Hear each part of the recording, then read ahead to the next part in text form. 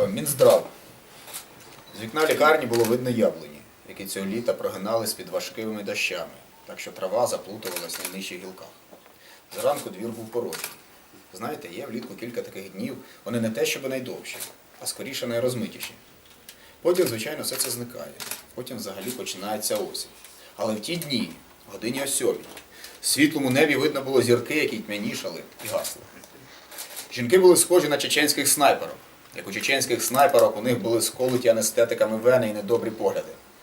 А чоловіки були схожі на просвітителів Кирила і Мефодія. Як просвітителі Кирило і Мефодій, вони були в довгих халатах і тримали в руках історії хвороби, схожі на перші перекладні Євангелія. Зранку, коли вони виходили в сад і курили, зірки поступово зникали і шелестіла трава. «Блаженне ім'я Господнє», – говорив Кирило, «блаженні руки Його, з яких ми отримуємо хліб наш щоденно». Сестра сучара, перекладав Мефодій кирилицею, знову зажилила морфій. Маляву треба писати, а то без фонту. І снайперки схилялися їм до ніг, омиваючи стопи дощовою водою.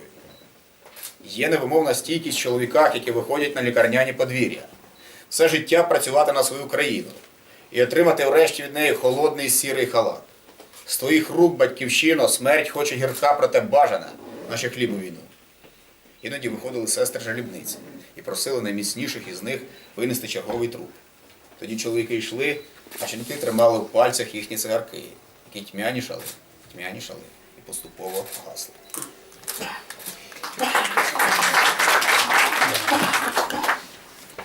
Sveikatos apsaugos ministerija. Pro ligoninės langą matėsi obelis.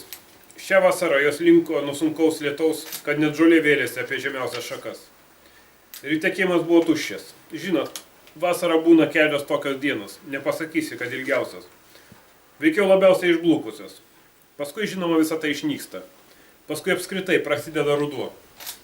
Tačiau tomis dienomis 7 šviesiame danguje matėsi žvaigždės. Jos temo ir geso. Moteris priminė čečėnų snaiperės. Lyg čečėnų snaiperių, jų venos buvo subadytos, leidžiant nuskausminamuosius. Ir negeri žvilgsniai. O vyrai priminė švietėjus Kirilo ir Metodijų. Tarsi švietėjai Kirilas ir Metodijus dėvėjo ilgus halatus ir rankose nešiojosi lygos istorijas, priminančias pirmuosius Evangelijos vertimus. Kai jie ryte išėjo į sodą parūkyti, žvaigždės pamažu blėso ir šlamėjo žolė. Palaimintas viešpatės vardas, tarė Kirilas. Palaimintos jo rankos, iš kurių gauname duoną mūsų kasdienę. Seselė Kalė vertė Metodijus į Kirilicą. Vėl privarė Morfijaus. Maliavą reikia įrašyti, o tai be ponto. Ir snaiperės palinkusios jiems prie kojų mazgojo pėdas lietaus vandeniu. Neįtikėtinai tvirti tie vyrai, išeinantis į ligoninės kiemą, visą gyvenimą dirbantis šaliai ir galiausiai gaunantis iš jos po šaltą pilką halatą. Iš tavo rankų tėvynė, mirtis nors ir kad taip bet geidžiama, lyg duona karo metu. Kartais išeidavo slaugės gedėtojas ir prašydavo stipriausių išnešti dar vieną lavoną. Tada vyrai nueidavo, o moteris laikydavo pirštuose jų cigaretes, kurios temdavo ir pamažu gesdavo.